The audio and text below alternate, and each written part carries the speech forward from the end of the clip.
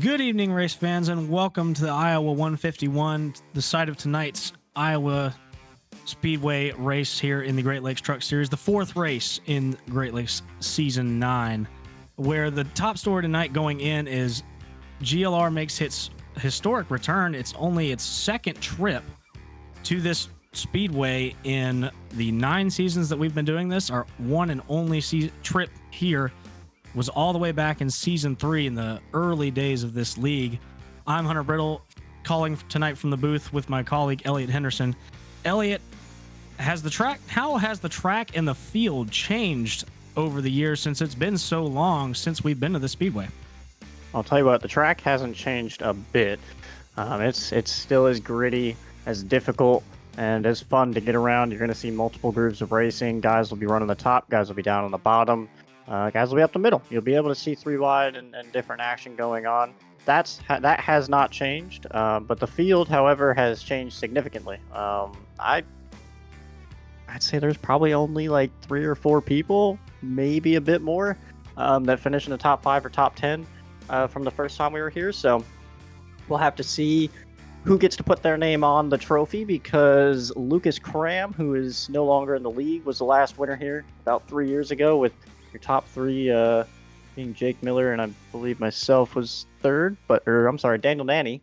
Heller is the only guy left in this field that was in the top 5 previously. So as he goes second on the boards right now, down to third for Q. So we'll have to see how that pans out. He's probably the most experienced guy here at this track. Everybody else has obviously raced here, different series and different things. We've run more than just the trucks. We've run a cup series and everything. So a lot of guys with experience here, but we might just see a new winner this week, as opposed to what we've been seeing the last 3 weeks with Bradman and Madalenas and a few of these other guys running up front and stealing the show.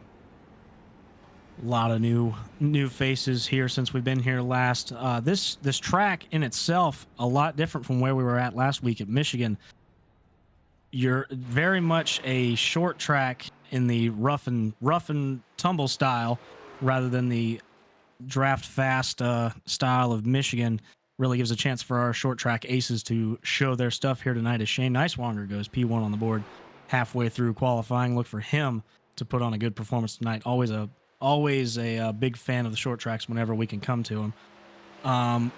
I still expect to see Radman up front and challenging for the top spot, regardless of his feelings on the track. The last time that he told us that, he went out and won the race. So I don't expect any slow up in his game going forward here tonight. Other short track aces of note: Ashton Lawson up in second, Zach Henry currently sitting in third, Jared Darling, we know, is fast too. He's sitting in fourth. Hunter Madalenas, very aggressive on the jump early on and throughout the race. Look for him to be making his way forward from potentially the currently 5th position starting. Elliot, anyone else going out through the field who would be a driver to watch tonight going into the night's race?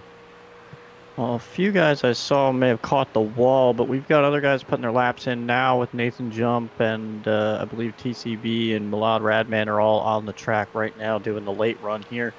It looks as though Tyler McClellan's not going to put a lap in, still waiting on John Barry and Michael Sensi, but this would only be Shane's second pole, and it looks like so far he's got it wrapped up. Got to wait and see where Radman and Tyrell Baker come in at, but as of this second, I think Shane has pretty much secured it. We're gonna have to wait it out, but he's already survived Jump's attempt at it, and I don't believe Sensi, Barry, or McClellan are gonna put laps in. So give it about 20 more seconds and see where Radman ends up, but it doesn't look like he's gonna better his time so far. So I think we're done. I think we've got Shane Neiswanger on pole, his second GLR Truck Series pole, and we'll have to see what he can do with that. Obviously, starting on pole, you have a chance to kind of own the field, to kind of manage the field. But the biggest thing here is going to be when that first pit stop happens. And if you're the leader, a lot of guys will literally just come down pit road while you stay out and kind of jump you, or just kind of leave you out to dry. It happened to Ashton Lawson a couple seasons ago at IRP. So that's going to be Shane's biggest problem here as the leader. But yeah, good on him. Pole number 2 on his career. Last one came at Charlotte back in November of last year. So back in season 9. or season 8, sorry, and we'll have to see how he can manage this race with, obviously, you said Ashton Lawson, Zach Henry, Jared Darling, all right there with him. Shane Neiswanger getting his first pole of the season. Good, congratulations to him. You were talking about strategy there a minute ago with potentially the leader having to check and see where everyone else is pitting here. Is the strategy here in your experience just to go like hell and run it for as long as you can, or is there an undercut to this? How is the fuel windows and tires going to factor into tonight's race? I was interesting. You don't really need to save tire per se. There is a cliff for sure. There's a cliff everywhere, and there's a good bit of fall off, but it's only going to kill you about a tenth a lap. So you can get away with not really saving a ton at the beginning. We're just gonna have to see how aggressive these guys want to race and how aggressive they're gonna be. We're definitely not going to see anyone in like a super save mode like we did at certain tracks, or we will at certain tracks moving forward. So it's just gonna come down to what they want to do. But the undercut doesn't really exist here that much. You can do it, but it's not going to give you the advantage that you think. It's mainly just for the short term. Because at the end of that run, you are going to fall off pretty heavily. So we'll just have to see how it works out. Field's getting ready to roll off onto the racetrack. We'll get you a starting lineup when they start to roll here. Notably, the racetrack races a little bit differently from one corner of the track to the other. Turns 1 and 2, you kind of want to stick to the bottom to middle of the racetrack. Definitely don't want to go up highs. There's a very noticeable bump up there halfway through 1 and 2, and then in 3 and 4, it's really all all hands on deck. You really get your choice of lanes between the inside, middle, and top side. Really look for people to start to migrate up to that top lane as the night goes on. But there are people in this field who know how to make that inside line work really well the entire run. So look for the differing lanes to come alive as we get later on into the evening. The field is rolling now down the backstretch and into turn 3, so we'll go ahead and get you a starting lineup here. Starting on pole in his first pole of the season, Shane Neiswanger, and then the Zen Bandit 49, and to his outside, he's going to have Ashton Lawson in the 26. Next pair is going to be Zach Henry, starting off in 3rd with Jared Darling to his outside in 4th. Hunter Madalinas lines up in the 5th position in the 9 truck, and to his outside, Nathan Jump, last week's winner at Michigan, in the 25. Chris Heller, I think the guy we're all waiting on to make a little bit of a splash after having some bad luck the last couple races, going to start 7th with Brent Kincott, who's honestly had a really strong start to the season, trying to continue that, starting off 8th tonight. Kincott's teammate, Jackson Sims, lines up in the 9th position, and 2-time winner this season, Malad Radman, rounds out the top 10. Nick Hansen, someone we don't really talk about too often. Really nice qualifying effort tonight. Going to roll off 11th. Eric Kepf to his outside. Going to roll off 12th. Noted Iowa enthusiast Aiden DuPont rolls off 13th in the 13th position tonight. He was very excited when we unveiled the schedule this weekend and had Iowa on the schedule. So look for him to go forward with Austin Moore to his outside in the 14th position. Gavin Fitzgerald will roll off 15th with Mike McConville to his outside in 16th. Preston Henry rolls off in the 17th position tonight with Lewis Woodall, our token Brit, in the 13 truck, starting in 18th. TCB pretty far down the list here in 19th. We'll have to see how that story plays out. One of the more aggressive drivers, see if he works his way up through the field quickly. James Shiflett his outside in 20th. A pair of old buddies going way back on the iRacing service. Nicholas Caressel starts off in the 21st position with Spencer Owens to his outside in 22nd.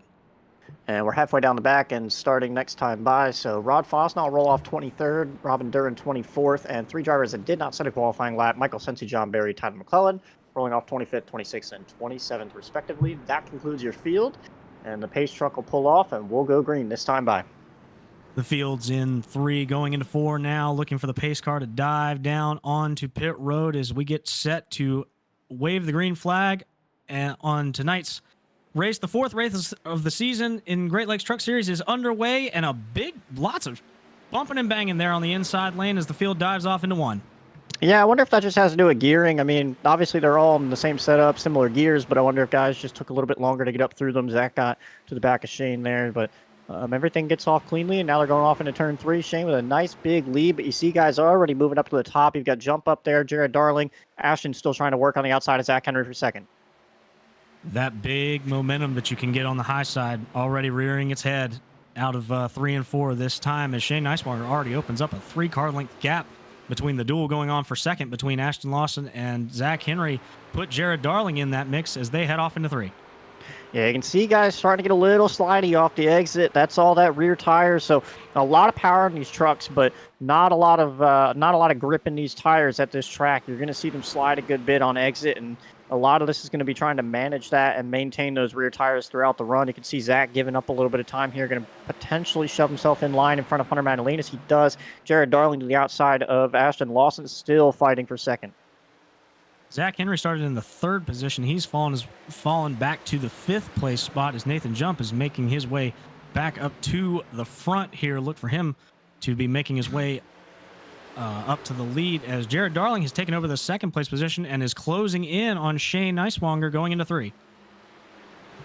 Got good battles all over the place here. Nathan Jump working the outside of Ashton Lawson now. As for Jared Darling's gone around him. Jump catches the wall a little bit off 4. No harm, no foul. And Heller can't get clear of Madalinas, but I think Madalinas just gave him the call, gave him the spot. Move Heller up into that 6th spot. Nathan Jump rolling that outside lane. He gets clear of Ashton Lawson, moved the 25 truck up to the 3rd place position, where Ashton falls back into the clutches of Zach Henry coming out of 4 here. Ashton can't seem to get up into that line, up into that upper lane here, as we've got a fight for the lead going down into 1. Jared Darling has caught the 49 of Shane Neiswanger coming out of 2. Yeah, it looks like the bottom's not really where you want to be, and Shane knows that. He's going to give Jared the bottom, but he's going to take the top, and now Jared goes to the top in 3 and 4. They switch lanes. Shane down on the bottom, but Jump's starting to close in as well, so this might be a 3-truck lead, but now they're just trying to choose which lane's going to work for them. Now, Elliot, as these drivers go on through the night and through the run, how does choosing which lane to run affect the different tire wear? Is the inside lane going to wear more or versus the outside, or is obviously one's going to be faster than the other? We might see that change throughout the night, but speak on the tire wear and what these drivers are going to feel throughout the run. It's really a bit of a crapshoot at this point. I mean, it depends on how you're going to drive the truck because of the momentum on the top, but the amount of throttle that you use on the bottom to get off the corner, it's just dependent on how hard you are on that throttle with the rear tires. So you'll watch Jared run the top here. Jump's been pretty adamant on running the top in both lanes. Jared seems to do it to get a run off of turn 4 and then get to the inside of Shane into 1. He doesn't take it this time, looks to the outside, which is what Jump's been doing, so taking a little bit of a play out of his book, but it's only going to line him up awkwardly for 3 and 4 because he prefers the outside there. But as far as tire wear goes, it's 100% down to how they're using that throttle. The more eggshell you take with that and the more, relaxed you are with getting back into the throttle, the better off your rear tires will be, and you'll be able to get off the corner later in the run and complete these passes. Speaking on the old adage of imagine that there's a eggshell underneath your throttle pedal there. If you mash it too quickly, you'll shatter the egg and ultimately your tires too. As Jared Darling and Nathan Jump are still holding down that top lane in 3 and 4, while the rest of the field has migrated back to the bottom here. So look for them to continue to hold that top side, looking to wrap all the way around this racetrack and get those big runs down the straightaway. The field's all single filed out for right now. We're looking back at the 7th place position of Hunter Madalinas and Malad Radman there. A little bit of a battle going on there. But Malad tucks back in line as going back to the front here. Jared Darling's taking the fight back to Shane Neiswanger. Yeah, like I said, Jared's really fast through 1 and 2, but it's because of that run that he gets off the top of 4. He just can't complete the pass off of 2. He's going to need to wait for tires to kind of wear out a bit, or maybe Shane makes a little bit of a mistake in the middle of the corner or something as Jared nearly catches the wall off 4, but gets a solid run off the corner regardless. The other interesting point to note is we've got TCB, Tyler McClellan, Michael Sensi. These guys didn't qualify very well or didn't qualify at all, moving their way up through the field. TCB now setting up here in 13th. I think McClellan and Cincy are working together to get themselves right up in the top 20 here. So a lot of passing going on back there. Spencer Owens, another guy that usually doesn't qualify super well and has to find his way up through the field up to 17th now from 22nd. So keep watching those guys, as they're not a factor right now, but they might be later. ECB up 7 positions since the start of the race, sets to work on the 5 truck of Brent Kingcott there. He wants the 12th position. Nathan jumped to the inside of Jared. Darling clears him right off the bat. I think Jared gave it to him potentially and said, you know what, you go work on Shane. I give up. Now, that battle there has brought the rest of the field back to him. They had opened up a little bit of a gap back to Zach Henry, but Zach, with that little pass there, that's brought Zach right back to him, and he wants the 3rd position that Jared Darling occupies, trying to take advantage of Nathan Jump slipping on through there for the 2nd spot as they go back to the high side, and Jared goes down low. Yeah, honestly, kind of similar to super speedways. Side-by-side's really bad here. I mean, it is at a lot of short tracks because you're trying to get the whole arc of the corner and get off the corner up towards the outside wall, and you can't do that with someone on your outside, obviously, or someone pinching you down through the corner. So it slows both trucks down pretty heavily because the one guy's obviously trying to defend and the other guy's trying to attack, and you're both going to lose time. So you can see that happening, and now they're all kind of stacking up on top of each other. Ashton nearly makes contact with Heller, but I believe we're going to gear up for a commercial break here as everything's kind of cycled out now that we're about 15 laps in. We'll take a quick break, and we'll be right back to the Great Lakes Truck Series at Iowa.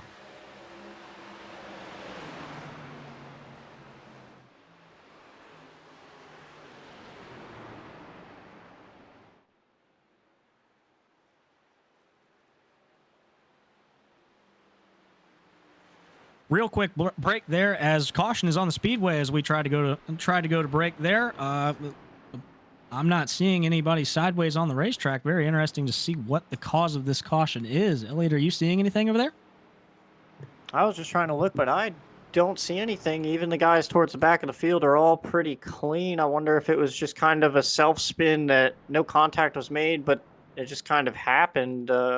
Not seeing anything on my end, though. I'm going to wait and see if we can pull a replay up of something here. While we get you a replay of this, drivers are coming down to pit road here as it looks like there's a little bit of a feint there. Jared Darling elects to come to pit road. The rest of the top 7 or 8 stay out there. Jackson Sims comes down as well, looking to get tires. Louis Woodall, Mike McConville, and then as you get farther on into the back of the pack, you get a lot more names there. James Shiflett, Robin Durr, Rob Fosnaugh, Nicholas Caressel, and John Barry, rounding out those who've elected to come down and get fuel and potentially tires here early on in the event.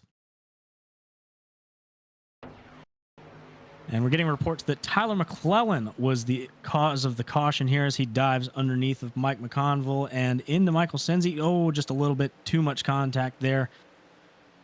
Really just slides it around, gets it sideways, and the iRacing gods have decided that that warranted a yellow. So we are under caution here on lap 18 going to 19.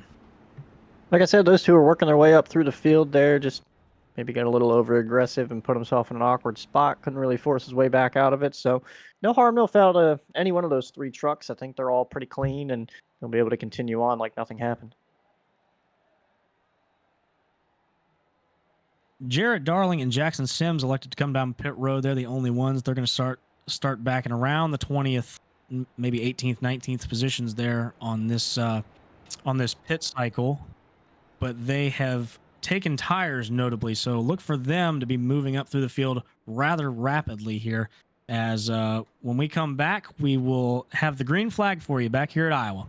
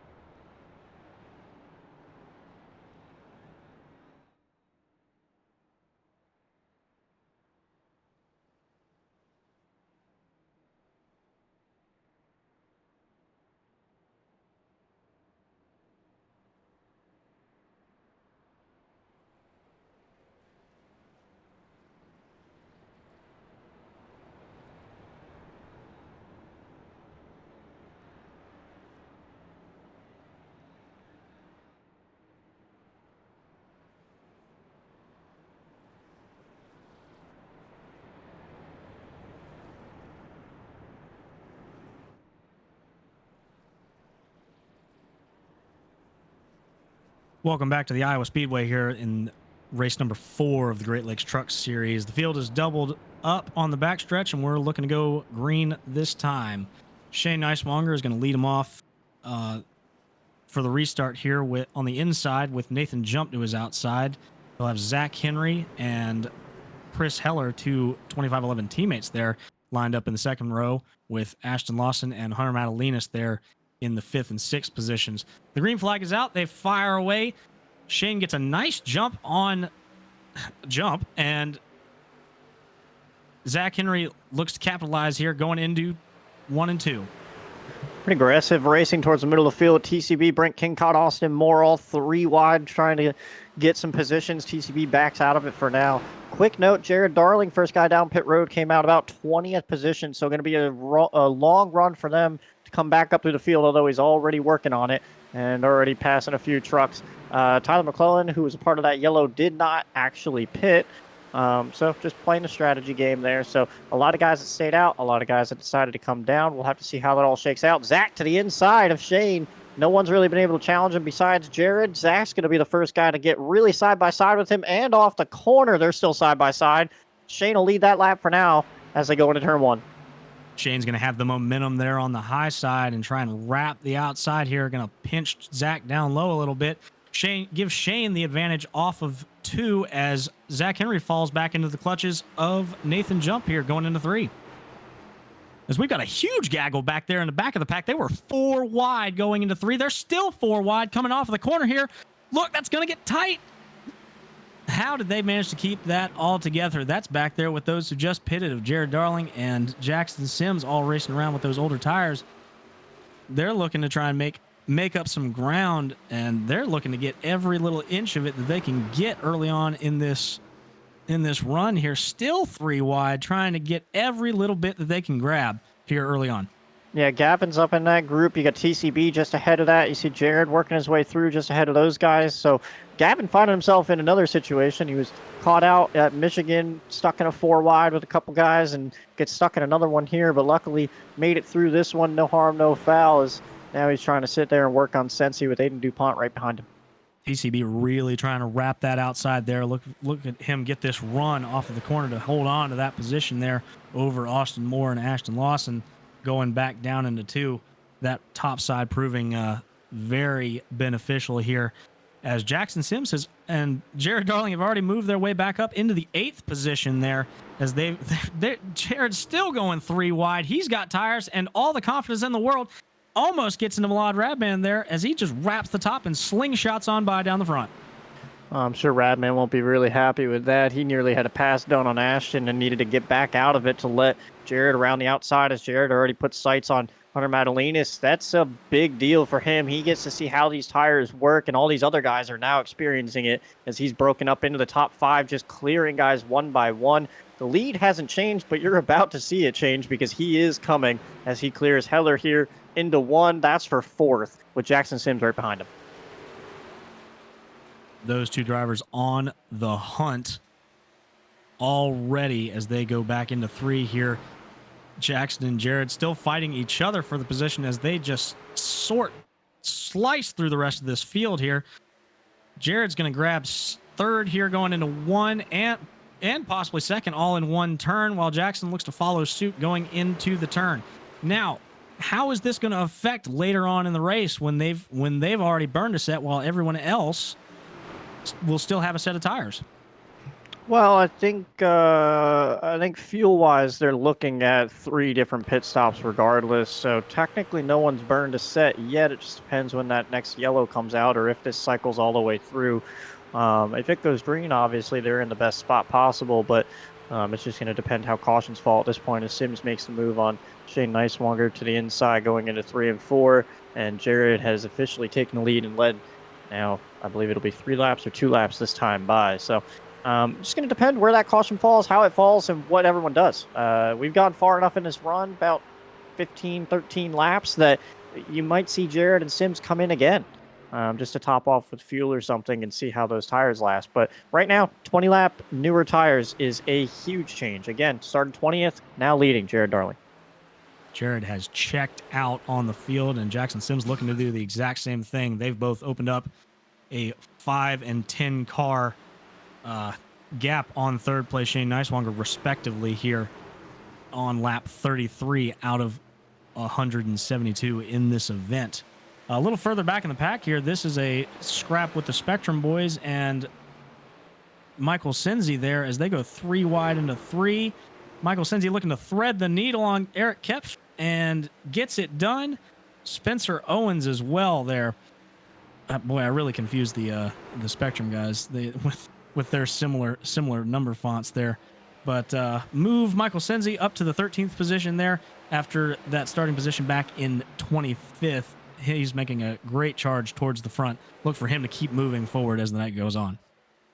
Yeah, I don't believe he pitted either. And I think that's Eric being a nice guy and letting those guys go when he got caught out in that top lane. So nice, strong racing back there. The other thing to note is because of what Jared and Sims have done, they're the only two that have been able to clear this whole field. I don't honestly remember who else came in and got fresh tires. I think Sensi would potentially be the next one, maybe McConville up in 8th. But they have absolutely shown their hand that they are two very fast trucks, and if you give them fresh tires, they're going to be even better. McConville is the third truck who took tires there. Hasn't been able to slice through this field quite as quickly as the front two, but he's knocking on the door there of those top positions. He goes to work on the Hunter Madalinas machine and completes that pass very easily. As Malad Radman and Brent Kingcott have been going back and forth this entire race, and they're side by side down the front. Radman trying to wrap that outside. You see those huge bumps up there in turn 1. Elliot, how does that's got to just kill your run up top, but Radman comes powering back on the outside. Well, yeah, it kills it on entry, and then you've just got to modulate throttle until you can feel it get off the corner. But if you can get a run off the top on exit, you're still going to be faster. A lot of guys try to like diamond in and then run under the bumps and kind of let it wash up and then get the run out, kind of what he's doing right here. You can still see the bumps at the bottom of the track too, so you want to kind of run the middle, which is what he did there and got off the corner pretty well. But obviously with the fresher tires that Kingcott has, I believe he has fresher tires, they're going to be battling pretty hard here, and Radman's going to have a bit of a tough task to try to hold him off. Those two going to battle here. That is for the 9th, 10th, or the 10th and 11th position. Sorry. Radman has it. Kingcott wants it, as I believe that was Ashton Lawson who just got into the wall there off of 2. I've been seeing him get a little squirrely off of 2. That's really that can really be a danger zone there. Off of 2 and off of 4 are the real loose spots here. If you put your if you put your right foot down a little too fast, that truck's coming around out of the corners there. Ashton Lawson having a little trouble early on as Mike McConville has finally started to work his way through these top position guys. He's up to the 5th position, sets to work on the 25 of Nathan Jump at lap 40 of this event. Yeah, pretty strong battle right behind them with Heller and Madalinas, obviously in the same set of tires right behind Zach Henry. They've been going at it for a bit here. Nothing's changed up front. Jared Darling putting down fast laps, about a second ahead of Jackson Sims and clearing his way away from Shane Neiswanger. I think he's been about a 10th or so faster every lap over this run. So just nothing these guys can do on these old tires. They're really just going to have to hope that this all plays out for them. I don't really know what the fuel strategy looks like. They may be in a better spot overall than the guys that pit 20 laps in, but regardless, right now they're just trying to wait it out and see what happens. I think at this point, if they do get a yellow, you're going to see Jared and Sims come in and they basically burned a set. So they might be better off if they get a yellow versus having to pit on the green here. Boy, Zach Henry had a big moment there coming off of the turn. That he got really loose right in front of his 2511 teammate, Chris Heller there. Zach, a driver who really prides himself on being able to take care of the tires here, but that's not the way to do it as he's getting loose coming off of the corner there. So look for him to struggle with those tires going forward if he keeps sliding them the way that he does. See, McConville's gotten around Shane Neiswanger, and he is setting sail. It just, these old tires are really showing how bad they are 20 laps in to this run, closing in on 25 laps, actually.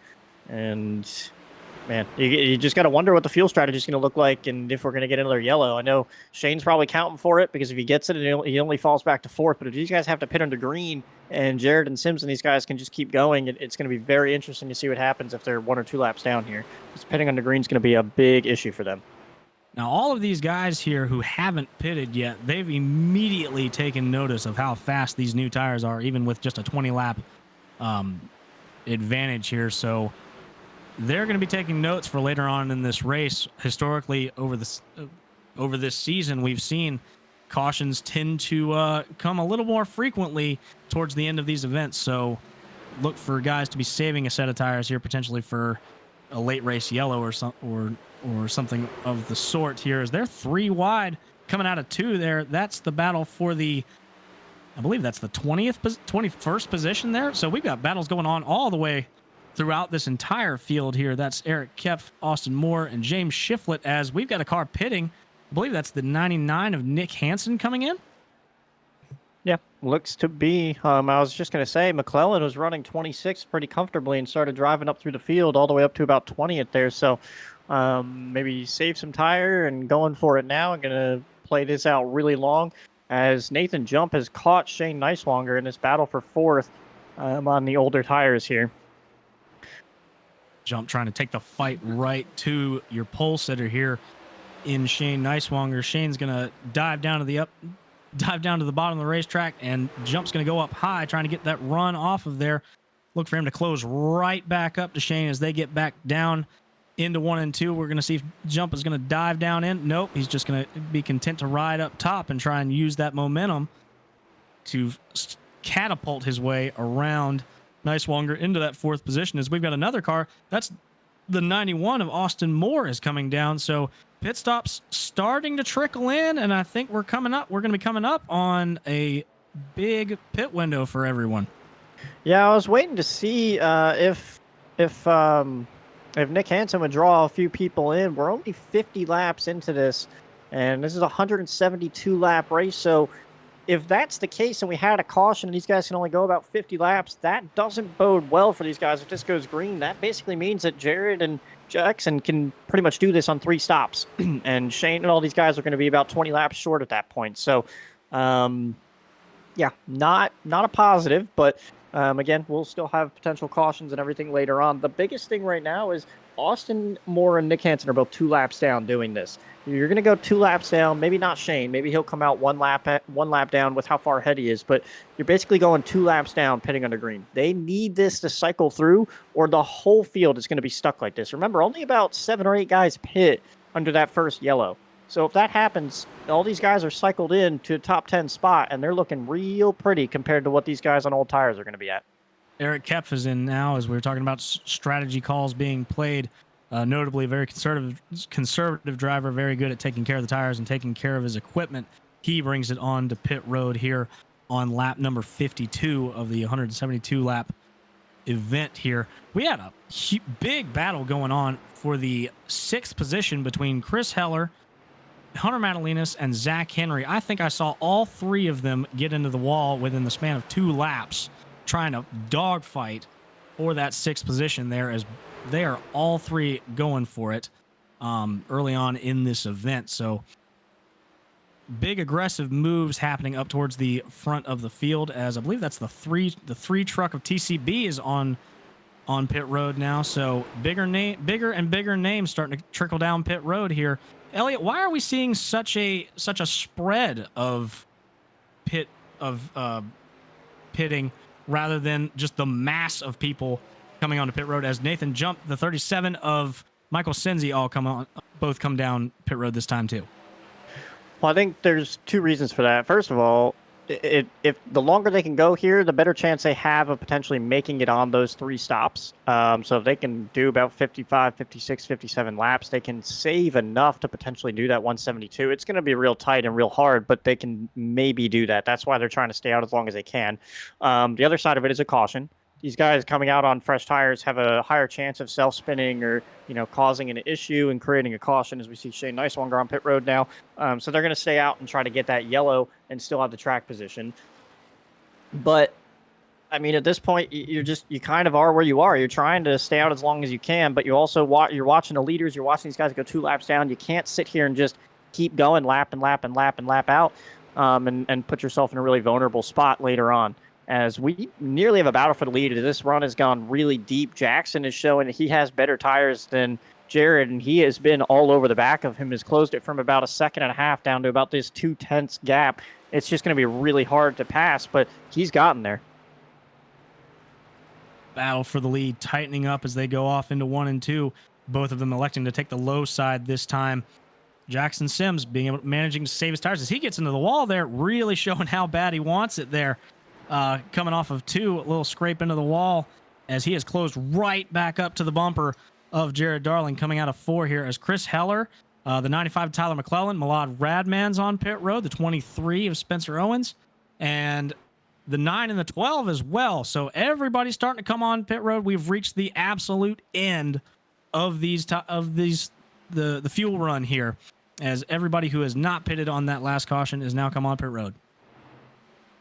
I think Zach Henry and Hunter Magdalenas had a bit of a scare getting on the pit road. They were talking about maybe hitting the cone or hitting the pit wall, trying to get down and get to speed, but all good there. As Sim's still pressuring Jared here. You can see these guys coming out on fresher tires, blowing by them. They're not as concerned. If Jared and Sims can make this last another 10 laps, they are golden on fuel, and they don't need to go any further. I'd be interested to see if they're going to push it as far as they possibly can on fuel, because they can obviously go about 20 laps longer than everybody else, so close to about laps, I'd say 75 to 90, anywhere in that range, considering we started seeing Nick Hansen pit. But it looks like the farthest anybody's been able to go is about 58 laps on this run, as Jared gets pretty tight off the corner there. Sims trying to block Radman on the bottom. Radman still trying to shove a nose and get one of his 2 laps back, but we'll have to see how far these guys try to sort this out. Jackson Sims has got the tires, and he's got the lead. Move the 6 truck up to the point here at lap 62. These guys really fighting for it now. It looks like Jackson's been able to save a lot of tire getting back onto the gas and out of the turn. Like we were saying, that eggshell analogy, the softer you are on that throttle, the better your tires are going to thank you more and more later on in the run, as Jackson Sims goes to the lead here. Just about everyone now has pitted who hasn't, or who didn't under that last caution here. Still got 6 cars on the lead lap. Jackson Sims, Jared Darling, Mike McConville, Nicholas Caressel, John Berry, and Robin Durr rounding out the top 6 all on the lead lap. I say that as Lewis Woodall and Rod Fosnaught still are on the tail end of the lead lap. I'm interested to see how they play this. They're in a box here. If they stay out long enough, they're just going to come out and probably honestly have to repass Shane and get around a lot of these guys. They had about a 4 to 5 second lead before all of these pit stops started, and honestly still had the speed to kind of drive away a bit. So if they pit now, they potentially put themselves a lap down with everyone else, but cycle out ahead of the leaders regardless, and probably have, the jump on Nathan Jump and Shane Nicewanger. But right now, the interesting thing is that Nick Hansen, who pitted first, is currently second behind Nathan Jump of the guys that have already pitted.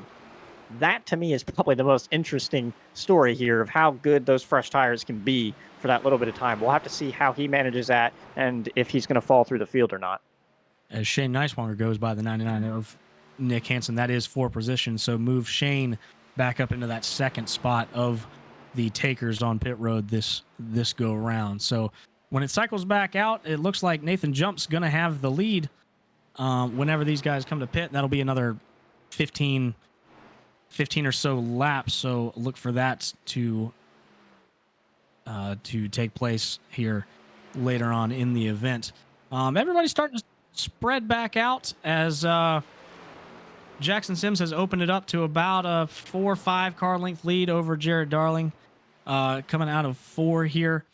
Really nice to see Jackson Sims making some noise. He's really come on strong in this event as a driver. So it's great to see him performing so well. As everything's cycling through, before these pit stops start for the next guys, we're going to go ahead and take a little 2-minute break here and try to cut back into the action when we start seeing more green flag pits.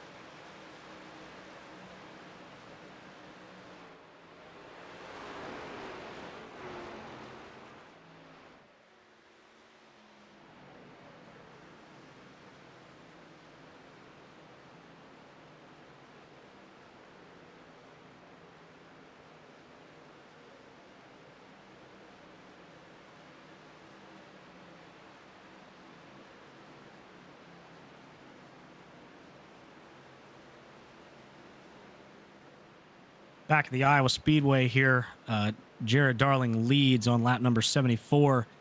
Jackson Sims hit while we were away, looking.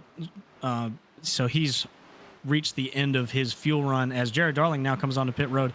And Elliot, while we were at break, you were saying that Mike McConville was making time up on these guys, and he had a little bit of a strategy if he could play there with that kind of speed. Well, he's doing the opposite of what I thought now. I think Sims is probably on the best strategy, but he came out so far behind Jump and where I expected him to be that I don't know how this is going to work out. McConville, I feel like, should have come in about 5 to 10 laps ago. They're already good on fuel after they've cleared about 60-ish laps, so that wasn't an issue. If he would have pit much sooner, he would have probably put himself right up in front of Nathan Jump or Chris Heller and potentially been the leader of this race. Radman spinning down the backstretch right in front of Jackson Sims. Sims really happy to see that that's not a yellow. He's out of the racing groove, so iRacing deems it not a caution here. We stay green at Iowa. Big moment there from Malad Radman. I believe that was Spencer Owens or maybe Lewis Woodall to his outside that made a little bit of contact with him. And unfortunately, the two-time winner going to go for a little bit of a trip here and go a lap down and have to sort that out at a different point. So what I was saying, though, was I don't know if McConville's strategy is going to work, but we'll have to see. I think he ended up pitting a little bit too late. But looking at where Sims is way behind these guys. So Sims came out about 10 or so seconds behind Nathan Jump and Chris Heller. So none of that would have worked out for me then. I probably would have pit about 5 or 6 laps before all these guys. So we'll have to see how that works out. And as now I believe Caressel comes down pit road. So that'll conclude pit stops. And we've got Jump as your leader, Heller 2.5 seconds behind him. Sims currently 8.4 seconds behind Jump, and we'll just have to see how the tires work. Jared's another 3 seconds behind Sims, back in 13th. Sims in 9th. Something to keep track of, this strategy that's being played with those two of the pair of Sims and Jared Darling throughout the night, as we've got a absolute brawl here for the third place position between Hunter Madalinas and Shane Neiswanger, both drivers who very well known for not giving up what they believe is theirs. Both of them taking the fight to each other and now running down Chris Heller in the second place position.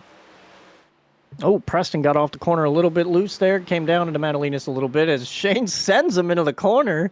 I guess Madalinas wanted to get in the corner a little bit softer than Shane. How about Sensi right there behind these guys all the way up to 5th from 25th, and Zach Henry trying to make up some ground after falling back to 6th here. But right behind them now is Jackson Sims, about 3 seconds behind Zach Henry. So Zach and Sensi will have some company here quickly. Those guys are coming fast. Big championship implications here. Malad Radman has disconnected from the server after that spin, so he's not after those first two races and 2 wins in the first 2 races. He's having a little bit of a come down here in the 4th race here. Really unfortunate night for him, as he will more than likely finish out in the 26th position, unfortunately. Yeah, I can definitely sense his frustration. You know, when you self-spin like that, well, it wasn't a self-spin, but when you spin like that on the backstretch, you expect the yellow to come out with where he was, considering when McClellan spun earlier in the race, it came out and he wasn't even actually sideways. Malad Radman was all but backwards at that point. He was probably at an 80-degree, 90-degree angle, so definitely would have expected the yellow to come out. It did not. We run by iRacing standards here, so unfortunately, we'll continue on, and he will end up 26th. Other note is Tyler McClellan has disconnected, not feeling very well. Wanted to try to run the race out, and will end up dead last here in 27th. So 26th and 27th are done. Sims 3 wide with Zach Henry and Michael Sensi. Going to put himself into the top 5 going into turn 1 and try to track down Shane Neiswanger. Those new tires proving to be the key here on the Jackson Sims truck, as he is just carving his way back through this field. Having that 20 or so lap advantage on these tires is proving to be just the absolute move of the race here. Nathan Jump, your leader, is coming out of 2 this time, where the 2 of these guys go into 1. So Sims already making up some ground here, while Jared Darling, his compatriot in that strategy that they've got going on. Still mired back in the the 8th place position, not able to move forward as fast as he would like and as fast as his partner in crime there, Jackson Sims. Yeah, remember, Sims got to follow Jared all the way through the field before, so I think he knows a thing or two about how to cut up through the field, and he's using it this time to get up past these guys. He's already clear of Madalenas, putting sights on Christopher Heller, and within 3 seconds of Nathan Jump. We'll have to see how long these tires actually last for him and if he can actually get back up to the lead. Well, you want to talk about somebody who has come from the back. Michael Senzi started this race in the 25th position, 2 positions from the absolute last place, and he is back up into the 8th position, soon to be probably 9th when Mike McConville eventually comes calling with those new tires of his. But still, an impressive rebound for Michael Senzi here, up into the top 10. Yeah, it's all these guys. I mean, some of them are on different strategies. I'm just surprised that Sensi was able to make it work, being on the same strategy as everyone else here, just kind of driving up through the field. Jackson Sims still moving his way through. He's already up to the 2nd place, into the 2nd position. Still a good 2 seconds back from Nathan Jump. Jump's managed to open up a heck of a gap on the rest of his competition, but I expect Jackson to run him down very quickly here in the mid section of this race. We've passed halfway now. I believe it was last time by. So lap 89 on the board out of this 172 lap event, as Jared Darling looks underneath of Chris Heller, won't get it there this time. Louis Woodall, I believe, is fighting for that lucky dog spot here in the free pass, not making it easy on any of these guys. Sims has dropped out from the race, unfortunately. Really frustrating for him, as he potentially had, I don't know if it was the fastest truck, but he had the best strategy so far throughout the race, and now we'll have to see how Jared's strategy works out for him. Definitely going to be frustrating for Sims. Huge news here as Jackson Sims drops out of the event. Rather, honestly, kind of well known for some shaky internet. Unfortunately, it's going to claim him in the worst possible spot here, with a heck of a performance going on tonight. So that leaves Jared Darling to be the lone. Yep, there it is. Connection drop due to upload packet loss. Very unfortunate for him tonight. So that leaves Jared Darling in the next best position out of their 20 lap offset. So we'll have to keep an eye on him to see how he can rebound. He's now back in that 2nd place position, as he's gotten around Chris Heller and has now got about a 2.5 second gap, looking to track down Nathan Jump. Well, don't forget about old Mike McConville back there. He might make some noise by the time this is all over. Remember, Jared's tires really start to wear at the end of the run. I think these guys are going to have to switch up their strategy and short pit a little bit more if they're going to try to beat Nathan Jump, because he has their number right now. Jared's running about the same times as Jump, if not a couple tenths quicker. It's not really going to be enough over the whole length of a run to catch him down, although he was a half a second quicker right there. We'll have to see how the rest of this plays out before Jump pits. But, McConville was closing in very quickly. I just think he had a little bit of a slower stop, a little bit of a slower entry, and lost a little bit of ground throughout the traffic to Jared Darling. We'll have to see how he can capitalize on the rest of this stint. Clean air proving to be crucial for Nathan Jump, as he is set sail on the rest of this field here at the midpoint of this race, looking to put Eric Kepf a lap down. Yep, Eric Kepf is the last car on the lead lap, so Eric Kepf will go 1 lap down. He is currently in the lucky dog position. If caution were to come out, he would get the free pass going back onto the lead lap. But Nathan Jump, like you said, Elliot, he's got everyone's number tonight. Just really coming on strong here in the last 2 races. Obviously, one last week at Michigan in rather impressive fashion. Was up front all night here last week, and looking to do the same this go round. Yeah, he's pretty good at the short tracks, so he's known for that, as Eric Kepf actually hits pit road here a bit early. So, well, maybe not a bit early, lap 96, so we're closing in on it. But right now, if this goes green, though, none of these guys can make it. And guess who can? The one truck. So all of this is kind of for naught if they don't get a yellow, because judging by the fuel calculations, I mean, if they're pitting before lap 100, they're not making it to 172. They can't run 72 laps. So, yeah, Jared is pretty much in the catbird seat. That might be why he's not really pushing the issue too hard. He just needs to stay there and make sure he keeps McConville behind him. However, McConville 3.3 seconds behind Jared now and closing. That's the new battle to watch with Sims out.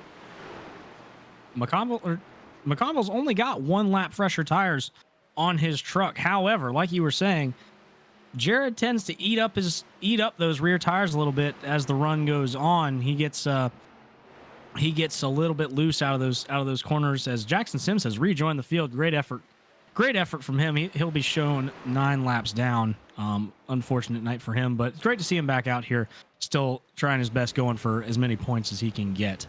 But like we were saying, Mike McConville only a 1 lap tire difference, but look for him to close that gap later on in the run, as he might have the tires to beat on this strategy. Before we get too deep into green flag pit stops, we're going to take another break here really quick and rejoin you in about 2 minutes.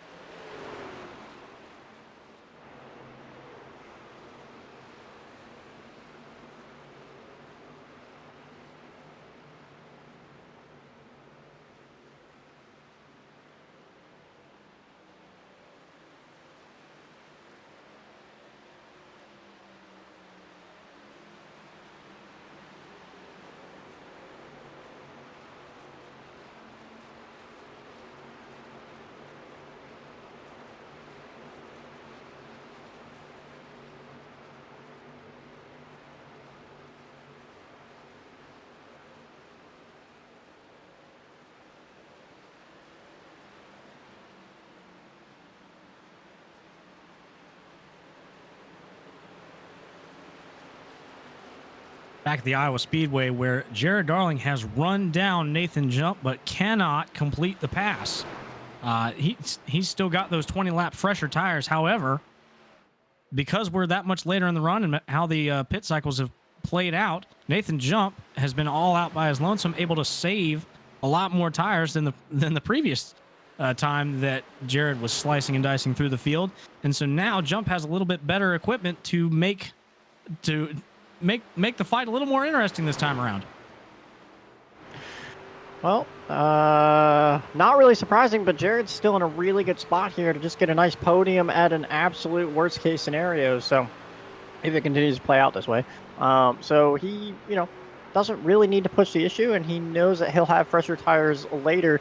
The only difference here is, remember, when they pitted last time, Jared had about a 4-second lead over anybody else. Now he's sitting here behind Jump. So these guys are not going to be able to run those 20 additional laps. They're going to have to cut it in half and run 5 or 10 laps longer than everyone else so that they don't lose enough ground but still have the advantage of the fresher tires for enough time. So the undercut here is obviously what's worked. You can't go away from it, but you need to change and adapt, because right now McConville's coming on really strong, and Jared is just not able to complete this pass, and that's going to be a problem if he's trying to win the race. I was going to say here while you were talking, I was watching the ticker there next to Mike McConville's name, and it is dropping like a rock. It was 1.2, now it's 1.1, now 1.0, as he, in the later parts of these runs, is proving to have the car to beat and the tires to beat, as he is flat running down to both of these as Jump hits pit road here. Look for the rest of the leaders to follow suit. Maybe not this time, but next, as we've reached the end of this pit this pit window here, or the start of this pit window here, as Nathan Jump on lap 57 of his run has come to pit road. Yeah, these guys are all running about as long as they can, and if that's the case, I don't know. They might be able to stretch 60 or 60-ish laps. It'll be interesting to see how it all works out, but for now, the assumption is that these guys still can't make it on fuel, and that Jared and McConville are basically racing amongst themselves for this win, regardless of what happens. But, I mean, we know that they can do about 50, 60-ish laps, so at this point, if you get into lap 115 or so, you should be able to get to the end of the race from here. Now, like you were saying, both these guys, McConville and Darling here, they just have to run a clean race. The way that they're on strategy, they're all but guaranteed a podium position. So just keep it clean for them, and they've got this one, if not in the bag, then they're going to come out of Iowa here with a handful of points.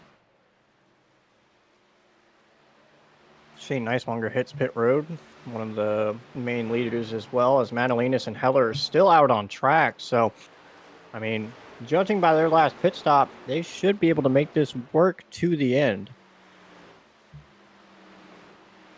Make it note that the 2511 pairing of Chris Heller and, more notably, Zach Henry, is both of them are very good at saving fuel, especially Zach in the 12 there. So if anyone in this field, I believe, can make it stretch, it's going to be the two of them. As actually Zach Henry, I'm going to have to eat my words here, as Zach Henry is on pit road this time. Heller stays out for another lap. But anyway, like I was saying, it looks like Heller's coming to pit road this time. So they've reached the end of their pit window here, or the end of their fuel stint here on lap number 116. Well, if that's the case, Heller went from lap 57 to lap 115. I mean, I'm not great at math on the spot, but to me, that means he can do to 172, because it's a 59 lap stint. Yep, and they've only got about 50-ish to go, so but you've got to think 55. With the newer tires of that, when Jared and McConville pit, they're going to have the newer tires. They're going to slice their way up through the field here. The rest of these guys are going to have to go an entire fuel run, while Jared and McConville, who are, by the way, already fighting for the lead. We've got a battle for the lead going into one here.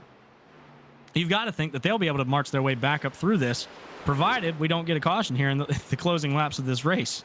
Yeah, I'm also concerned with how early Jump pit. Does he not think these guys can't make this? Because, I mean, they were able to do 58 laps. Granted, that had a caution in it, and then they were able to do about a 59-lap run. So, ideally, they should be able to stretch this from lap 115-ish to 172 pretty easily. That's only about 57 laps, I think. Close enough. So, I don't know. It'll be tight. But, yeah, to your point, Jared and McConville side by side. McConville's got him cleared off of 4. Move McConville up to the point, and now we just have to see when these guys decide to pit. A change for the lead here at Iowa on lap number 120. And out of the event, Mike McConville goes to the lead and starts to set sail on Jared Darling. Like we were saying, Jared's tires start to get a little bit scuffed up towards the end of the end of this run, and Mike McConville showing that he's got the softest right foot here, where his tires have just hooked up and already opening up a 4-car length gap on the number 1 truck. So good showing from Mike McConville tonight. We'll look to see we hope to see him have a good showing here and a good finish tonight. Well, the interesting thing here is that Jump, although he's held up behind Eric Keff and Jared Darling right now, is already about to unlap himself. Ooh, with contact there, that might have been the end of it all, regardless. And McConville's going to respond. He's going to pit here. 50 laps to go in the race this time by. I think this is the best response. He doesn't want to let Jump go and get past. He nearly hits the tires. Missed it. Big moment there getting on pit road from Mike McConville. Sorry to cut you off, Elliot, there. That was a huge moment. Shades of Kurt Busch at Homestead back in 2005. Had to jerk the wheel back to the left at the last possible second. Mike McConville, a huge move. If that doesn't win him the race, I don't know what will. He knew he needed to get to pit road as hard as he needed to, because he needs a good pit stop here. He needs to chase down Nathan Jump as soon as this resets, and he did exactly that. And we've got a yellow. It's all been blown up. Caution is on the racetrack as we're trying to figure out who it is. Once again, it might prove to be just another lazy spin off of 2 to get right back going immediately. We'll have to wait and see, but strategy, I don't know. We're gonna have to see. Now, this brings up an interesting point. We caught right in the middle. Well, Mike McConville's already pit, but Jared Darling still has a set of tires. I forget what the number of sets that the field has.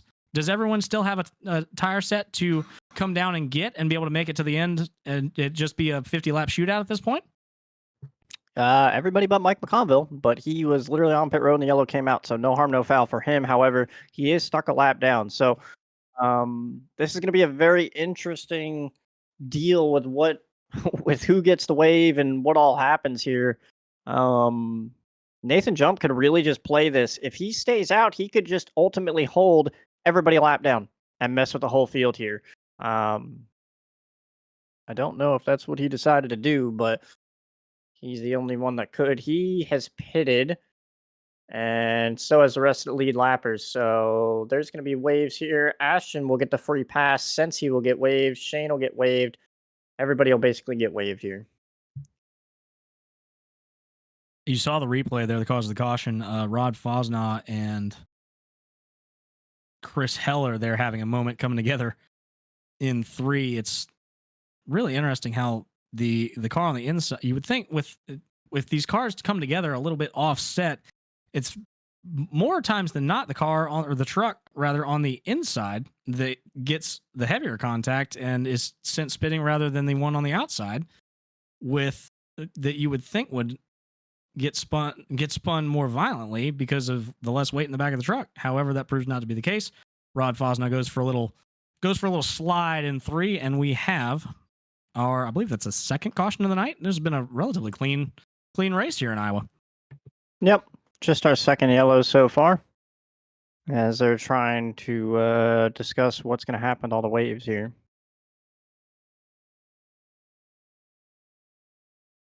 Now, this will be a very interesting restart as we're going to have all these wave around trucks, everybody trying to get their lap back the old-fashioned way rather than the lucky dog that has been awarded to Michael Sensi. All of those trucks are going to be lined up,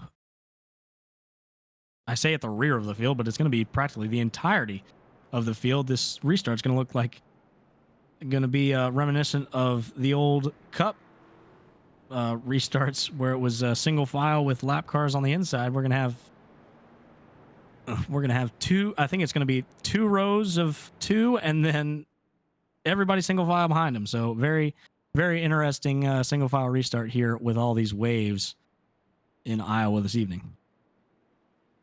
The unfortunate part is that took McConville from ultimately a winning position to now 19th. So of all the people that got hurt, it would be McConville with the worst end of that stick. So the 2 guys that I thought had the best strategy between him and Jackson Sims are likely not going to win this race with how this just played out. Jared Darling will come out the winner here as the new leader.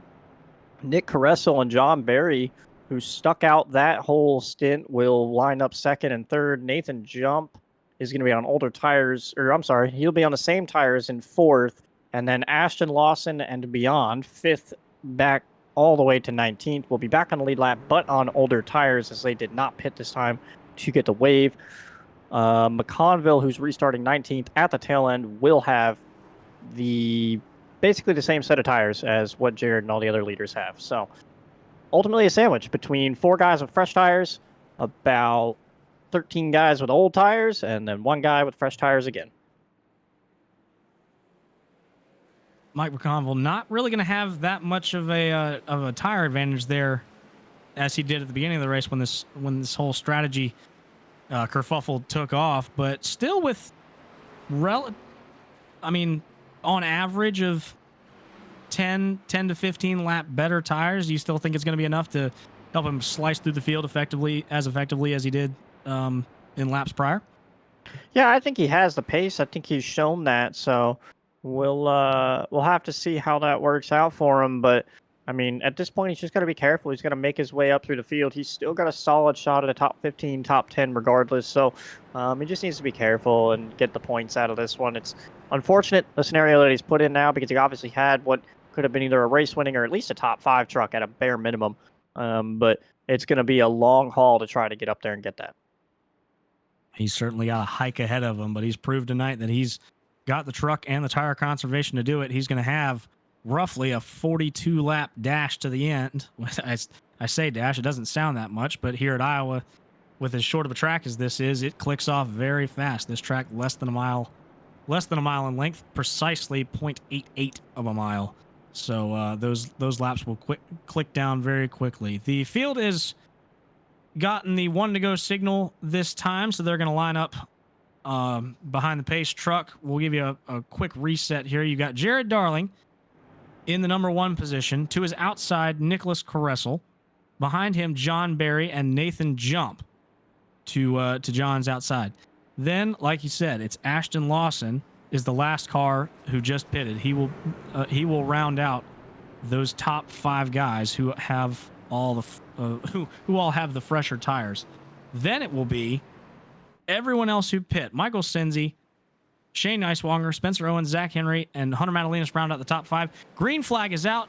Jared Darling fires away, opens up about a 2, 3, 4 car length gap on John Barry there, as Nathan Jump is trapped behind Barry and Caressel coming off a 2.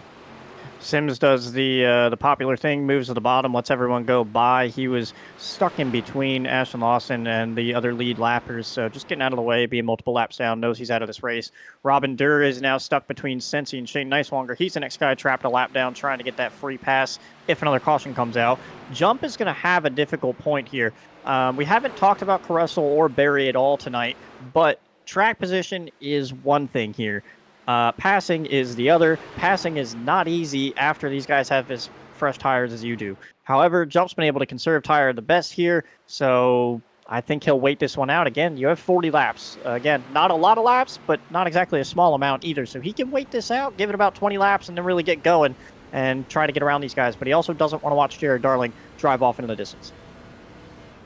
These newer tires have already started to open up a little bit of a gap to the rest of the field. You got about a half a second gap back to in between Ashton Lawson and Robin Durr back there fighting for that lucky dog spot. Like you were saying, you just have to think that Nathan Jump's gonna just conserve the tires, wait this one out. He'll use his pace and tire conservation to get around these 3 and assume the lead. But Jared Darling's not going to let that happen. He's looking to check out on that group of 3 behind him. He's got about a 7 car length gap going down into 1. Well, we asked about fresh tires, and McConville making do of that, already up to 12th from 19th. So that proves that point. He'll probably be in the top 10 here in a couple laps. Shane Neiswanger has gone around Michael Sensi for the 6th spot. New breath of air for Ashton Lawson as he's starting to gap over 6th place. Again, the top 5 all have fresher tires than everybody else, so not really a surprise to see a bit of a gap between Lawson and Neiswanger. McConville's the one trying to bridge that gap and find himself up into a top 5 spot, as Madalinas has already gone around Sensi as well, and Zach Henry lines up next.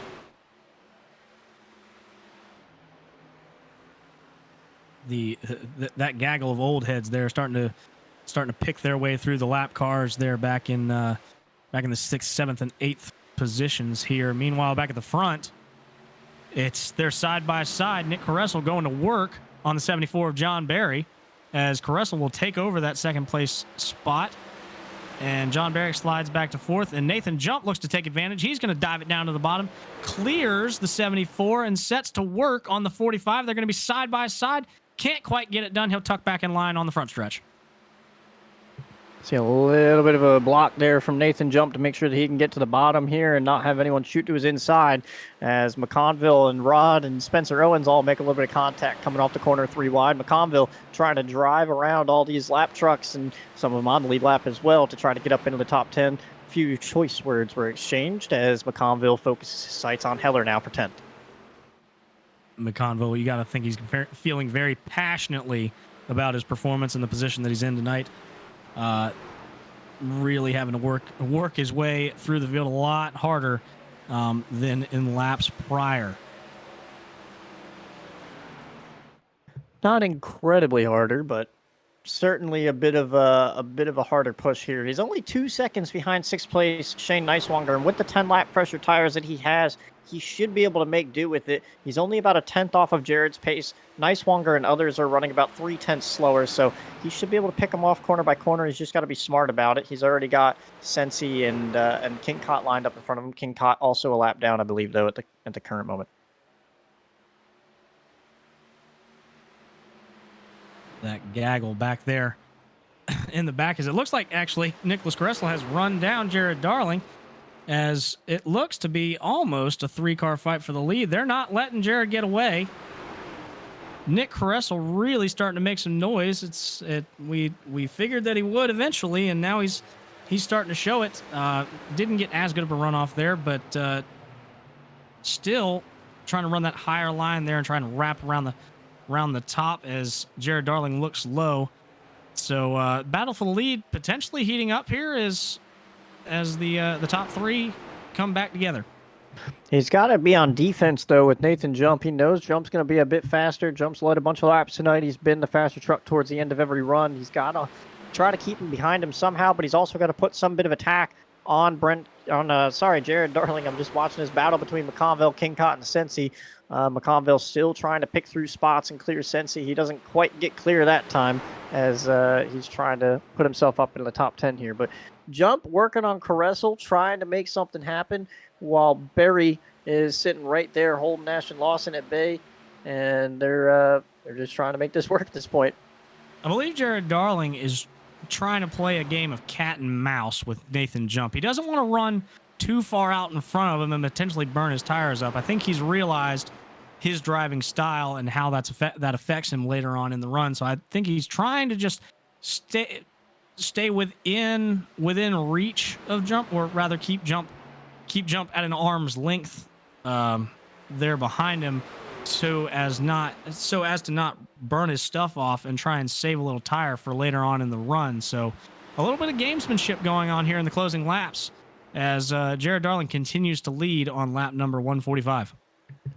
Eric Kep having a bit of an issue. He's hit pit road. Jump looking at the inside of Caressel here. Behind them, Ashton Lawson working on John Barry for the 4th spot.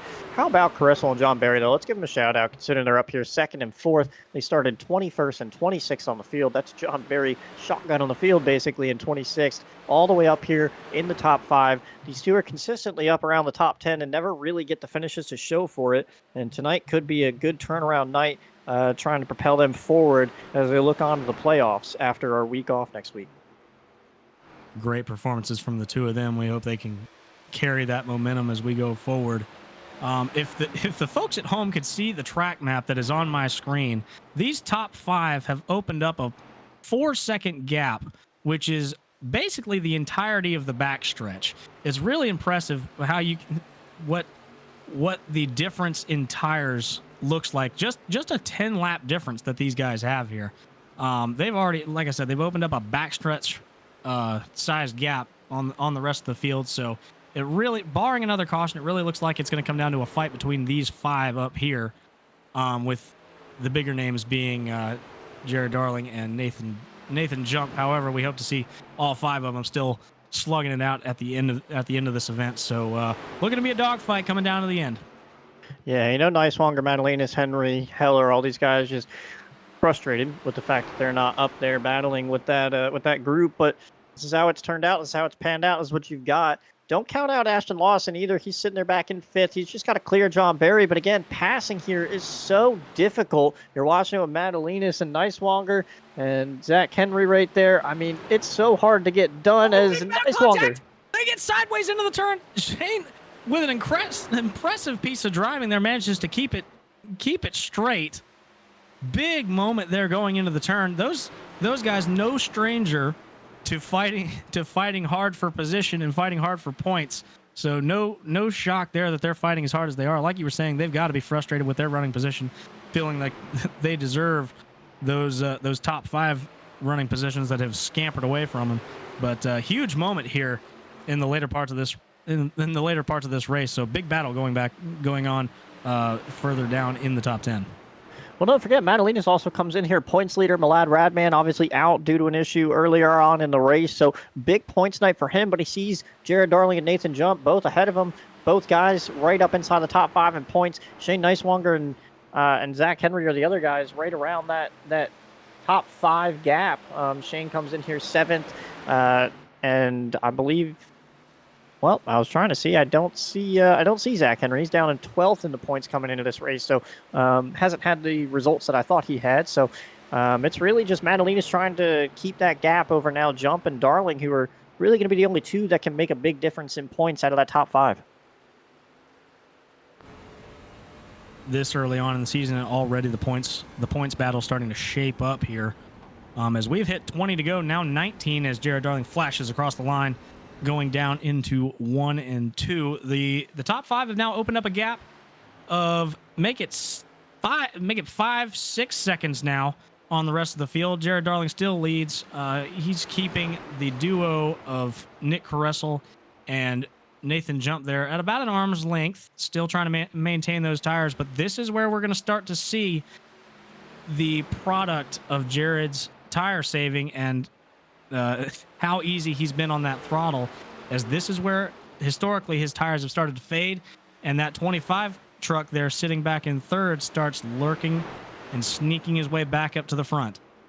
You say that, but I mean, you're forgetting about the guy right there in the middle that's done a really stellar job of not letting Jared get away, but not letting Jump clear him. John Barry wasn't able to really hold his ground over Jump, although he's done a really good job fighting off Ashton Lawson for this 5th spot, and giving himself a really nice gap, obviously ahead of everybody else, Madalenas and Zach Henry in that group. But Nick Caressel might have something to say. Just because Jared's truck falls apart doesn't mean Nick Caressel's does too. So we'll have to see how well he can fend against Nathan Jump, or if Jump's just sitting back there waiting as well. And it may still be a 3-truck battle, or both of them could drive around Jared Darling, or we don't know. Maybe Jared's learned from his mistakes and has run this section of the race a little differently, and he might have something to say for these guys at the end. Nick Caressel in his maiden season in the Great Lakes Truck Series, looking to get the job done here tonight. It would be awesome to see him get his first win out here in the cornfields of Iowa. And these guys that we thought might not be able to make it can't. Nick Hansen hitting pit road. Gavin Fitzgerald hitting pit road. We've still got guys that need to pit. These wave arounds, remember, didn't all have the fuel to make it the rest of the way. A lot of these guys can't do the rest of this race. That's potentially why Eric Keff pitted, probably to split it in half and give himself a chance to just be 1 lap down and get another shot at it. Mike McConville, we know, can make it. He's still lurking there, trying to get around Chris Heller and Shane Nicewanger. But it'll be interesting to see if all these guys, 7th on back, 6th on back, can make the rest of this race. Michael Senzi now hits pit road too, so the tally's up to 3 cars now who have pitted and bowed out, saying that they can't make it the rest of the way. Nick Caressel has started to run down Jared Darling. That gap was about 4 truck lengths. Now it's back down to 2 as they fire off into 2. Nathan Jump right in tow. It's a 3-car battle for the lead. Yeah, don't forget about those 2 trucks, 4th and 5th. They haven't been racing, and they're catching them too, both about 9/10 back. They were upwards of 1.2, 1.3 seconds behind Jared Darling. So all 5 of these trucks could still end up under a blanket. It may just all come together. Top 5 sensing blood in the water. 12 to go as we flash by the line again. This time, things starting to heat up here at the front as Nick Caressel and Nathan Jump starting to take the fight back to Jared Darling. His jump fires it into 3, slides up, is barely able to keep his car under control, gets a little sideways. Nick Russell needs to take this run, though. He needs to go to the inside and make this pass. This is his opportunity. He knows Jared just got a little rustled. He's not going to be able to run the corner very well. He can't get to the actual side of Jared. Jared's going to catch the outside wall. Nick's still to the inside. Might be able to clear him into 3. Move the 45, and he gets punted by Jared. Nathan Jump goes around the inside. What just an absolute brawl happening up here at the front of the racetrack as we've just now hit 10 to go, and Nathan Jump has the lead. John Barry's back up to second. Ashton Lawson has been brought back into the mix. Major fighting happening back up at the front of the field.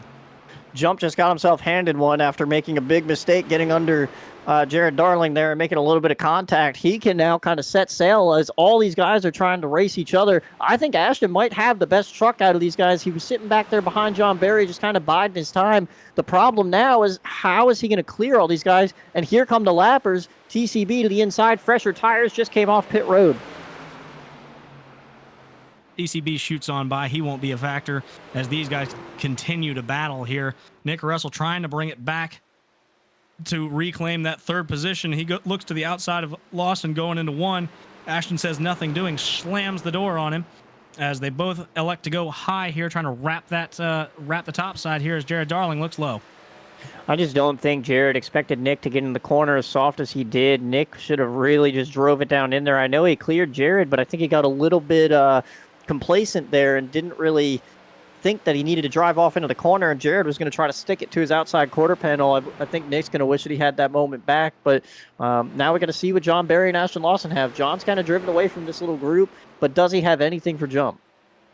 Ashton Lawson still hanging on there to the back of the 74, still just making himself known in the rearview mirror of John Barry's truck. So still hanging around. Nathan Jump has now opened up the gap to about a half a second. Show maybe 0.6 on the leaderboard this time. I'm at a loss for words. That was a heck of a sequence that we just had here in the closing laps of this event. Yeah, it's not over yet. I mean, we've still got about 5 to go here as they come across the line, and I think, like I said, I think Ashton has something. I just don't know that he's going to be able to do anything with it. He's got to get around Barry and get after Nathan Jump. He's going to run out of time if he can't get around him. Ashton gets a little squirrely off of 2 there. He's the evidence is showing he's starting to really try and take that second place position here as Jump comes back by to hit 4 to go this time on the leaderboard.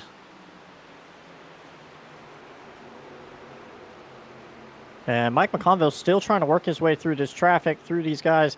He's all the way back in 10th still, hasn't been able to get around Heller, has been following around this track for about 15 laps and just can't get it done. A hard battle back here with Zach Henry and Chris Heller. Yep, teammates going to battle there in the closing laps of this race. There, it's 3 of them all underneath a blanket there. That's for the 8th position. As back up at the front, Ashton Lawson has closed back down on John Barry, and he's looking to take the fight to him. He's closing in. Both going to wrap the top side here. John Barry going to get a big run on, or sorry, Ashton's going to get a big run on John Barry here. 2 to go this time. Yeah, I think Jump's pretty much got it in his hands. He just needs to be mistake-free over the next 2 laps like he's been doing pretty much all night. He got the better end of that skirmish, even though he was the one that kind of instigated a lot of it. And fortunately for him, it's all going to work out coming to the white flag here as you've still got Barry and Lawson all over each other. Nathan Jump sends it around into turn 1. Meanwhile, the battle is on for that second place position as Ashton Lawson still trying to reel John Barry back in. He's only going to have 1 more turn to do it here. Starts to look a little low, fires it down in. Is he going to be able to make it stick? He's going to be able to clear him. Can he put the slide job on him? As Nathan Jump takes the checkered flag, here comes John Barry back on the inside. I don't think he's going to get it. Nope. Ashton Lawson takes the second place position. John Barry still going to come home at a very impressive 3rd place. What a finish there. It might not have been for the win, but it was still an awesome sight to see as Nathan Jump takes the checkered flag here in Iowa. Back to back by Radman to start the season. Back to back by Jump now. I'm interested to see what these next weeks hold. I'm disappointed we have a week off now. Who's going to be the next one to go back to back? Because it seems to be the pattern here in season 9. Nathan Jump gonna burn it down here on the front straightaway. Just a very impressive performance here tonight. Had what he didn't have go his way, he made up for it in raw speed and tire conservation. It was awesome to see him battling up front all night here tonight. So congratulations to Nathan Jump for his well-earned win here in the cornfields of Iowa. And a special shout out to Mike McConville, Jackson Sims. Those guys, I mean, they really had the strategy. They just needed that caution to not fall when it did. McConville really got hurt by it. And I know McConville's frustrated, but he can look back on this and know that he had a lot of speed and a lot of good strategy there, and go into Atlanta with a little bit of a positive, despite it not being a win. A top 10 still really solid, and he had the right strategy. So if he can put that together, moving on, he could see himself winning one of these pretty soon. Still a very impressive for him. Yeah, finish for him exactly. Top 10 after all is said and done. Jared Darling, the other taker on that strategy call, manages to come home 5th after that skirmish there, coming to the line. Very impressive night for the two of them. You hate to see the strategy not fall their way, but that's racing, and that's the Great Lakes Truck Series. You're gonna have that on those Great Lakes races, as we're gonna look to try and get some interviews for you here from your top 3.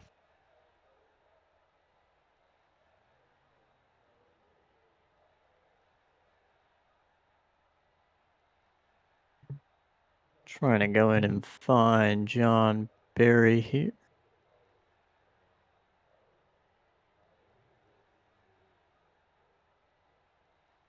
And I think I've got him. We'll go ahead and pull him up and let you take it away. Copy that. John Barry, it's Brittle and the boys up in the booth. Got a copy? Yeah, I hear you. Well, man, you brought it home. You managed to bring it home 3rd here tonight after a very eventful closing laps there. Take us through those last few laps and what you were seeing out the front and the rear view mirrors. Let's see. Rear view mirror, I think I had Ashton like pretty much behind me the whole entire run, and so I couldn't really like lay back and save any tires, so I had to go all out. But I think the same thing was happening to Jared up front, because he like took off like a bandit at the beginning, and I noticed that Caressel and Jump were slowly reeling him in, and they started racing each other. They started racing each other really hard, and unfortunately, when they started racing each other hard, only 2 of them got knocked out of the way, and Jump literally jumped in front of him, and he took off, and I got way too tight in that run, but close but no cigar. Yeah, you were smack right there in the middle of it. Shame that you couldn't take more advantage. Talk about starting all the way back in that 26th position. How was it to carve your way? How was the march through the field tonight, as you came from literally all the way at the back to the podium position here with your 3rd place finish? I did kind of bit of a long run, and I knew that the tires were going to fall off like horrible. And the hot laps I was trying to do to see where I qualify is like everybody was getting quicker, and I was just getting slower. It's like, I'm not qualifying. I'll just stay in the back and just save tires. And that first caution that came out, where a lot of guys kind of like stayed out, I went down there just to get fuel and didn't take tires. Kind of let the pit cycle go in a certain way where I was able to run it really super long. And by the time we got to the next pit cycle, where all those guys pit early, they came in, I made up a bunch of ground. I didn't even pass really that many guys on a racetrack. Just the pit cycle, this strategy really worked out. And at the end there, it was nice to actually prove I had speed to be up there, but it's just, yeah, the tire fall off I saw in practice, like, I'm gonna chill, and it for once it actually worked out, because that always backfires on me. But tonight it actually worked out in my favor. Well, it was awesome to see you up there battling for the win here. Great to see you getting that well-earned 3rd place position here. Next week, looking ahead, we've got a week off, but after that, is Atlanta Motor Speedway. How you feeling about going back to the cookie cutters here? I actually really like Atlanta, but I don't know if I'll be home in time for that race because I'll actually be coming back from Daytona for the 500, so that might be kind of iffy. Depends how early we leave.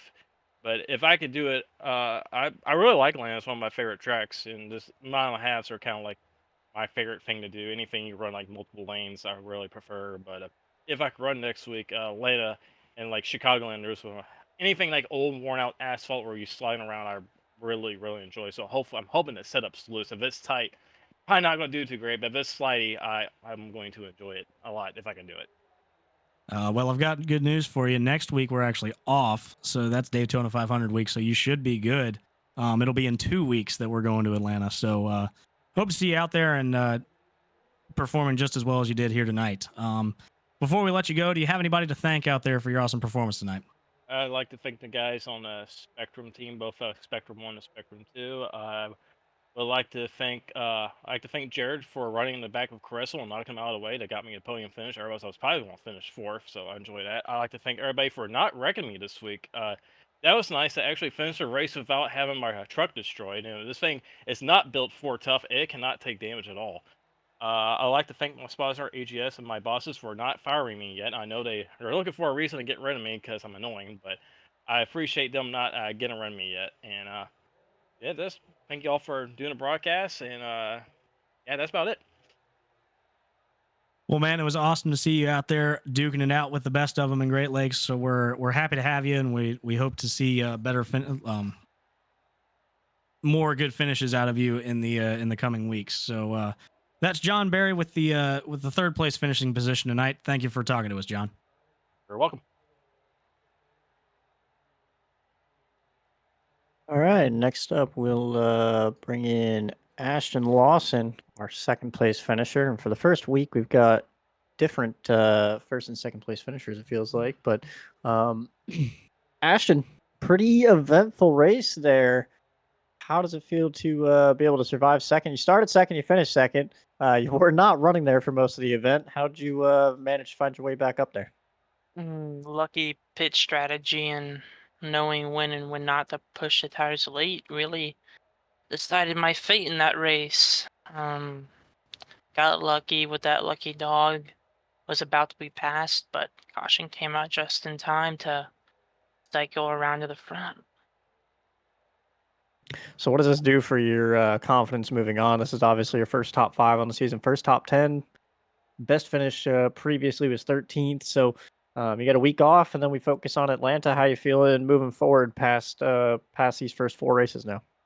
For being honest, this week was the first week I actually looked at the track prior to the day of, so maybe I'll just keep doing that and we'll have a better season than we've started, but happy to go to some tracks that are going to wear the tires out. Love that kind of long and technical and precise race. I was going to say, you've got Atlanta and Darlington coming up, 2 tracks that you're very well known at. So I'm looking forward to seeing how you can conquer those. Do you have anyone to thank for tonight's awesome run? Everybody over at Spectrum for their input and help over the last week. Always a pleasure talking to you, Ashton. Looking forward to seeing what you do for the rest of the season. Enjoy the week off, and we'll talk to you soon. Have a good night. And finally, closing out our interviews tonight, last but certainly not least, he's actually the first. Nathan Jump.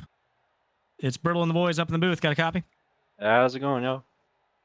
Well, buddy, welcome back. It didn't take long at all. We were just talking about how wins seem to come in pairs here this season. First, Milad's got his 2, and now you've got 2.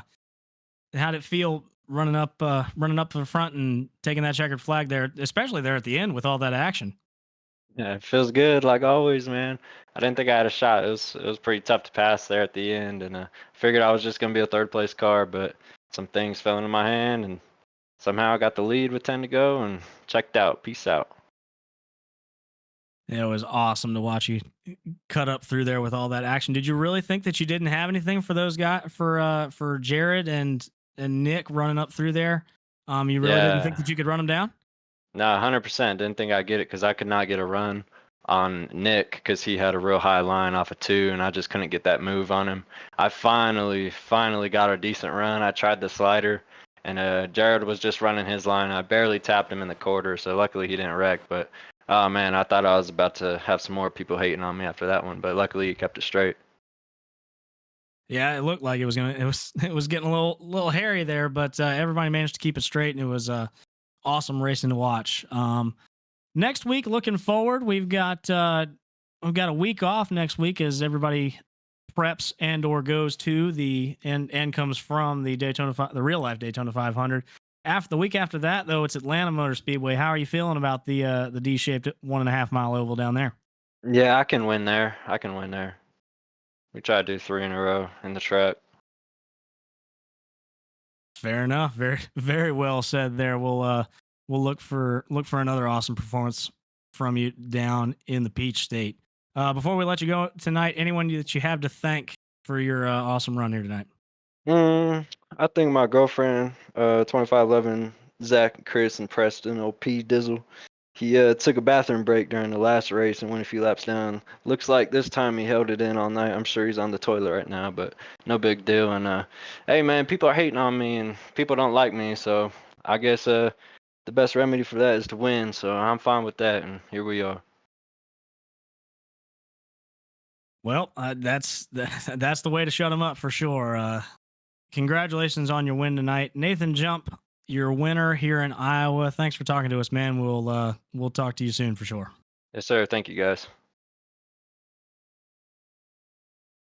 And with that concludes our interviews here tonight after race 4 in the Great Lakes Truck Series at Iowa. Elliot, closing thoughts here? Oh, we had a bit of a shakeup in the points. Obviously, Radman drops a few spots. He's down to 4th now after tonight. New top 5 is Hunter Madalinas, Nathan Jump, Jared Darling, and Radman and Nicewanger are actually tied 4th and 5th for that 4th position. So not too much to shake up, but big gainer Ashton Lawson up 7. Matthew Durr didn't make tonight, out with an injury, down 9. So we'll have to see how all this shakes out, but it's getting tight up towards the front between Madalinas and Jump being the 2 favorites, it looks like. And then you've got Darling, Nicewanger, Radman, and everyone else trying to catch them, all about 20 points back already, trying to make up that time. So I think, it's gonna. Who's gonna be the next two Who's gonna be the next back-to-back winner? I guess is the new question. We've got Atlanta and Darlington coming up after our week off, and those are 2 very different but very similar tracks in their own right with tire wear and how long that race is gonna feel. Just how difficult those tracks are to manage by yourself, let alone everyone around you. So. It's tracks that Madalinas is good at, tracks that Ashton Lawson's good at.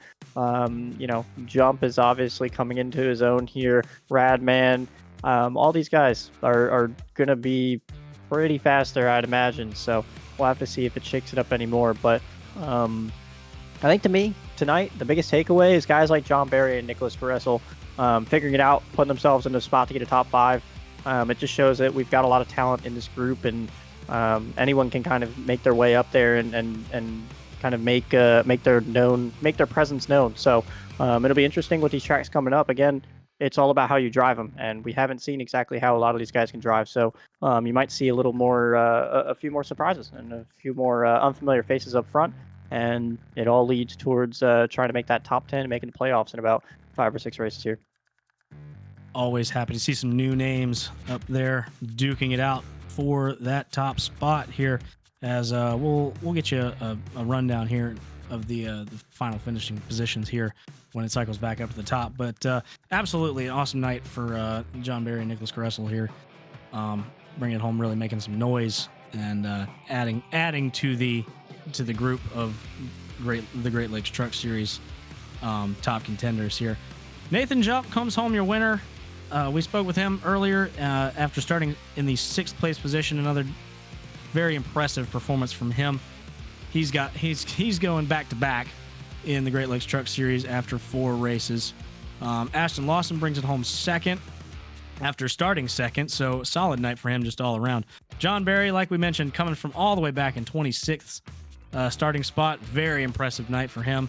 The same from Nicholas Caressel back in 21st, so great to see them running up front Jared Darling, after leading all the laps, he'll have the most laps led here at 82. Brings it home 5th. Solid night for him. Unfortunately, got the short end of that stick in the closing laps there. Hunter Matalinas brings it home 6th. Finally, not finishing in the second place position. Unfortunately, it didn't get better. It got worse. Shane Neiswanger brings it home 7th after starting on pole, leading 29 laps. Solid night for him, but he would have liked a little better finishing position. Zach Henry finishes 8th. Teammate Chris Heller finishes 9th. And Mike McConville, a very impressive night for him, made a whole lot of noise with his strategy calls. He'll bring it home 10th. 11th be Aiden DuPont. Another really strong run for him, just putting together these races and finding himself in a pretty solid place in points. Currently 11th after tonight's race. No top 10s. First highest running driver in points without a top 10. Next would be Preston Henry back in 21st in points. Michael Sensi came back to finish 12th again. Didn't put a qualifying lap in, so 25th to 12th for him tonight. Really solid run. Robin Durr, another one that started at the back, found his way towards the front with all the shuffling on pit road and everything. Ends up 13th. Good run for him. Lewis Woodall, 14th. Tyrell Baker, another guy we didn't talk about tonight, ends up 15th. Just a solid showing. Didn't do anything wrong. Didn't get involved anywhere. Gavin Fitzgerald ends up 16th after his bad luck at Michigan, trying to get a bounce back here this week. Nick Hansen ends up 17th after starting 11th.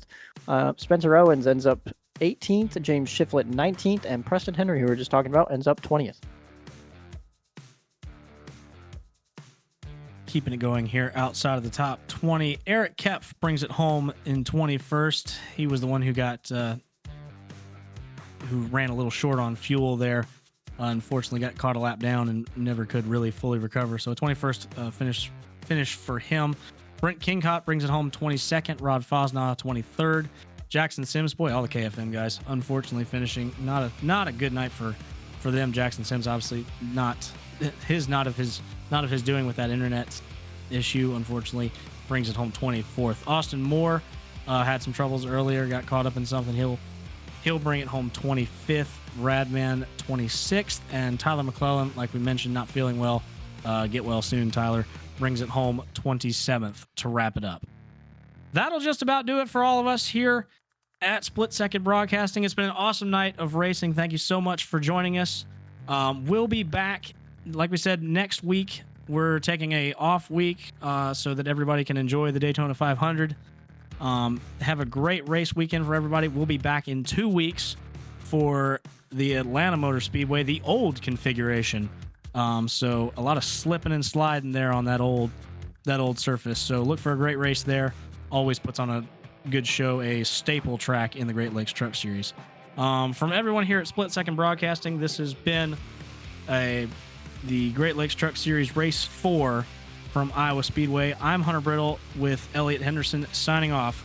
Thank you very much for watching. Good night.